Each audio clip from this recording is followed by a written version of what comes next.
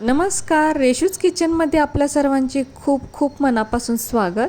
तर आज आपण शेवग्याच्या शेंगा मिक्सरला टाकून अशी एक मस्त रेसिपी बनवणार आहोत की मुलंच काय तर पाहुणेसुद्धा बोटे चाकत खातील, इतकी टेस्टी आणि पौष्टिक रेसिपी आहे। चला तर मग रेसिपीला सुरुवात करूया। तर त्यासाठी इथे मी 4 मध्यम आकाराच्या शेवग्याच्या शेंगा घेतलेल्या आहेत, म्हणजे अगदीच बारीक नाही घ्यायच्या, थोड्याशा जाडच बघून घ्यायच्या। तर इथे मी अशा मोठ्या साईजमध्ये कापून घेतलेल्या आहेत, किंवा आपल्याला हव्या त्या साईजमध्ये आपण कापून घेऊ शकतो, पण शक्यतो अशा मोठ्याच ठेवाव्यात। आता यानंतर इथे दुसरं भांडं घ्यायचं व या भांड्यात या कट केलेल्या शेवग्याच्या शेंगा टाकायच्या। त्याचसोबत मी इथे काही बटाटे चिरून घेतलेले आहेत, तर 2 मीडियम आकाराचे बटाटे मी इथे अशी फोडी करून घेतलेले आहेत, किंवा आपल्याला हवं तर बटाट्याची साल काढून अख्खा बटाटा आपण असाच या भांड्यामध्ये टाकू शकतो। तर बटाट्याच्या फोडी सुद्धा पहा, खूप बारीक नाही केलेल्या, अगदी मीडियम साईजमध्येच ठेवलेल्या आहेत। आता यानंतर यामध्ये पाणी ओतायचं। तर इथे मी फक्त 1.5 वाटी पाणी ओतलेलं आहे, म्हणजे पाण्याचा वापर शक्यतो कमीच करायचा, खूप जास्त पाणी नाही ओतायचं। आता यानंतर यामध्ये थोडंसं मीठ सुद्धा घालायचं, म्हणजे बटाटा व शेंगा लवकर शिजतात। त्यानंतर यावरती झाकण ठेवायचं व हे भांडं आता एक 10 मिनिटासाठी गॅसवर ठेवायचं। तर 10 मिनिटातच हे छान अगदी शिजलं जातं। आता आपण हे झाकण काढून पाहूया। तर बघू शकताय, शेंगा तर अगदी छान शिजलेल्या आहेत आणि बटाटासुद्धा फोडी करून टाकल्यामुळे अगदी लवकर शिजतो। तर हे पहा, बटाटासुद्धा अगदी छान शिजलेला आहे। आता यानंतर या ज्या शेंगा आहेत त्या आपल्याला काढून घ्यायच्या आहेत, पण आता खूप गरम आहे, त्याच्यामुळे मी चिमट्याचा वापर करून या शेंगा एका प्लेटमध्ये काढून घेत आहे। आता इथे सर्व शेंगा प्लेटमध्ये काढून घेतलेल्या आहेत आणि हे भांडं आता असंच बाजूला ठेवून द्यायचं। त्यानंतर या शेवग्याच्या शेंगा घ्यायच्या। तर बघू शकताय, शेवग्याच्या शेंगा इथे अगदी छान शिजलेल्या आहेत। यानंतर असा काठाचा चमचा घ्यायचा व ही जी शेवग्याची शेंग आहे ती पहिला फोडून घ्यायची व यानंतर या चमच्याने या शेंगामधला गर काढून घ्यायचा। तर आपण इथे बघू शकतो, काटाचा चमचा वापरल्यामुळे या शेंगामधला पूर्ण गर निघतो, म्हणजे जरासुद्धा वाया जात नाही। म्हणूनच शेंगा थोड्याशा इथे जाड घ्यायच्या, म्हणजे जाड शेंगा असतील तर यातला गरसुद्धा अगदी चांगला निघतो। तसेच शेंगा मोठ्या मोठ्या कापून घेतल्यामुळं हे काम अगदी पटकन होतं। तर आता अशाच पद्धतीने आपण इथील सर्व शेंगांचा गर काढून घेऊयात। तर आपण आता इथे सर्व शेंगांचा गर काढून घेतलेला आहे। आता यानंतर इथे एक मिक्सरचं भांडं घ्यायचं व या भांड्यामध्ये आता हा शेवग्याच्या शेंगाचा सगळा गर टाकायचा। आता यानंतर यावरती झाकण ठेवायचं व हे मिक्सरला चालू बंद करत वाटून घ्यायचं आहे।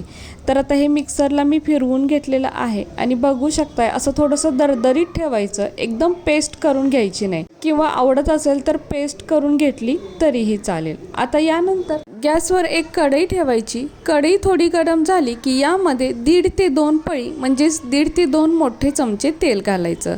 आता तेल थोडं गरम झाले की यामध्ये 1 छोटा चमचा मोहरी घालायची। तर मोहरी चांगली तडतडली पाहिजे। त्यानंतर 1 छोटा चमचा जिरे घालायचे, तर जिरे सुद्धा चांगले फुलले पाहिजेत। त्यानंतर एक मीडियम साईजचा कापलेला कांदा घालायचा व तो या तेलामध्ये हलका कलर बदलेपर्यंत चांगला परतून घ्यायचा। तर कांदा आपण इथे बारीक किंवा मोठा आपल्या आवडीप्रमाणे कापून घालू शकतो। तर आता इथे कांद्याचा हलका कलर बदललेला आहे। आता यानंतर 1 चमचा आलं लसूण पेस्ट घालायची व ती सुद्धा या तेलामध्ये चांगली परतून घ्यायची, म्हणजे आलं लसणाचा जो कच्चेपणा असतो तो कमी होतो। आता यानंतर एक मीडियम साईजचा कापलेला टोमॅटो यामध्ये घालायचा। तर टोमॅटो इथे शक्यतो बारीकच कापून घालायचा, किंवा टोमॅटोची पेस्ट जरी करून टाकली तरीही चालेल। तर टोमॅटो अगदी मऊ होईपर्यंत यामध्ये चांगला परतून घ्यायचा। तर टोमॅटो आता इथे चांगला सॉफ्ट झालेला आहे। आता यानंतर यामध्ये छोटा पाव चमचा हळद घालायची, तसेच 1 चमचा लाल तिखट सुद्धा घालायचं। त्यानंतर अर्धा चमचा गरम मसाला घालायचा। त्याचसोबत 1 चमचा धनेपूड सुद्धा घालायची, हवं तर इथे थोडीशी जिरापूड वापरली तरीही चालेल। तर आता घातलेले सर्व मसाले या तेलामध्ये थोडे परतून घ्यायचे, म्हणजे मसाल्याची टेस्ट अजून वाढते। आता यानंतर मिक्सरला फिरवून घेतलेल्या शेवग्याच्या शेंगांचा गर यामध्ये घालायचा व या तेलामध्ये चांगला परतून घ्यायचा, म्हणजे घातलेले सर्व मसाले यामध्ये चांगले मिक्स होतात। तर आपल्याला माहितीच आहे, शेवग्याच्या शेंगा या खूप पौष्टिक असतात। यामध्ये खूप कॅल्शियम असतं. लहान मुलांची उंची वाढत असते, त्यामुळे त्यांच्यासाठी हे तर खूपच गरजेचं आहे. पण शेवग्याच्या शेंगांची भाजी केली तर ती नीट खाता येत नाही.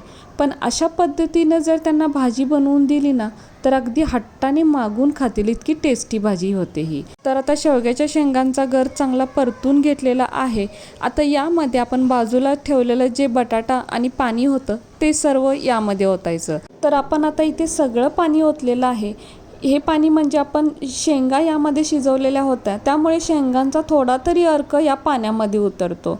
त्यामुळे हेच पाणी वापरलं तर आपल्या रेसिपीची पौष्टिकता अजून वाढते. म्हणून शक्यतो हेच पाणी वापरायचं व म्हणूनच शेंगा शिजवताना शक्यतो कमी पाण्यातच शिजवायच्या, म्हणजे हे पूर्ण पाणी आपल्याला वापरता येतं. आता हे सर्व एकत्र चांगलं परतून घ्यायचं, म्हणजे घातलेलं सर्व साहित्य एकत्र चांगलं मिक्स होतं. तर यामध्ये आपण अजून मीठ नाही घातलेलं, तर चवीपुरते म्हणजे अर्धा चमचा मीठ घालायचं. कारण शेंगा आणि बटाटा शिजवताना सुद्धा त्या पाण्यामध्ये आपण थोडंसं मीठ घातलं होतं, म्हणून थोडंसं जपूनच यामध्ये मीठ घालायचं. तर आता ही भाजी मी सुकीच ठेवणार आहे, पण जर आपल्याला थोडासा रस्सा भाजी हवी असेल तर यामध्ये आपण थोडं पाणी घालू शकतो, किंवा जितकी आपल्याला ग्रेव्ही हवी आहे त्या प्रमाणात इथे पाणी घालायचं. तर इथे बघू शकताय आपण इथे कोणतंही वाटण घातलेलं नाही, पण ही भाजी काय मस्त दिसते, जसं की आपण यामध्ये कोणतं तरी वाटण घातलेलं आहे. आता यानंतर यामध्ये बारीक चिरलेली मूठभर कोथिंबीर घालायची. आता यानंतर मिक्सरच्या भांड्यामध्ये थोडंसं पाणी घालून ते यामध्ये ओतायचं, म्हणजे शेवग्याच्या शेंग्याचा गर अजिबात वाया जात नाही. व यानंतर पुन्हा एकदा हे थोडंसं परतून घ्यायचं. हवं तरी यामध्ये आपल्याला आवडत असल्यास खोवलेलं खोबरं जरी घातलं तरीही चालेल, किंवा शेंगदाण्याचा कूट घातला तरीही चालेल.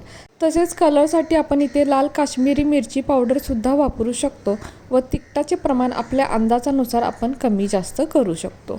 व इथे बटाट्याच्या फोडीसुद्धा आपल्या आवडीप्रमाणे आपण छोट्या किंवा मोठ्या कापून घेऊ शकतो. आता यानंतर यावरती झाकण ठेवून बारीक गॅसवरती हे असंच 1 मिनिटभरासाठी ठेवून द्यायचं. तर आता 1 मिनिटानंतर आपण झाकण काढून पाहूया. तर पाहू शकताय काय मस्त आपली इथे भाजी तयार झालेली आहे. आपण लाल काश्मीरी मिरची पावडर न वापरता सुद्धा या भाजीला खूप छान असा कलर आलेला आहे. तर फक्त 1 मिनिटभरासाठीच आपण हे वाफवून घेतलं होतं, कारण शेवग्याची शेंग व बटाटा आपण इथे उकडूनच घेतला होता व यामुळे ही रेसिपी बनवायला सुद्धा अजिबात वेळ लागत नाही.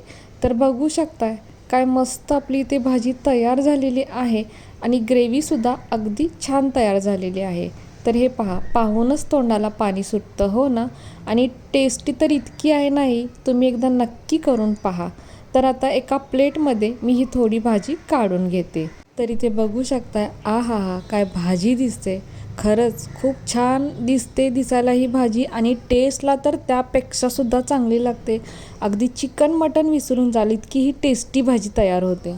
अशा गरमागरम भाजीसोबत ना 2 भाकरी किंवा चपाती नक्कीच खाणार, इतकी ही टेस्टी भाजी लागते. शेवग्याच्या शेंगांची भाजी करायची म्हटलं तर मुलांना खाता येत नाही, टिफिनला देता येत नाही, कारण तशी तितक्या सहज ती खाता येत नाही.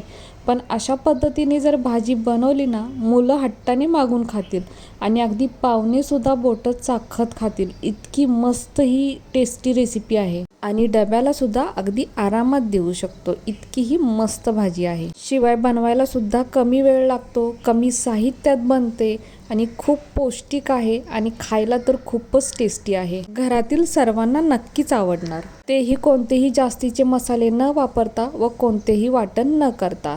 तर कशी वाटली तुम्हाला ही आजची रेसिपी जर तुम्हाला आवडली असेल तर आपल्या माणसांसोबत नक्कीच शेअर करा.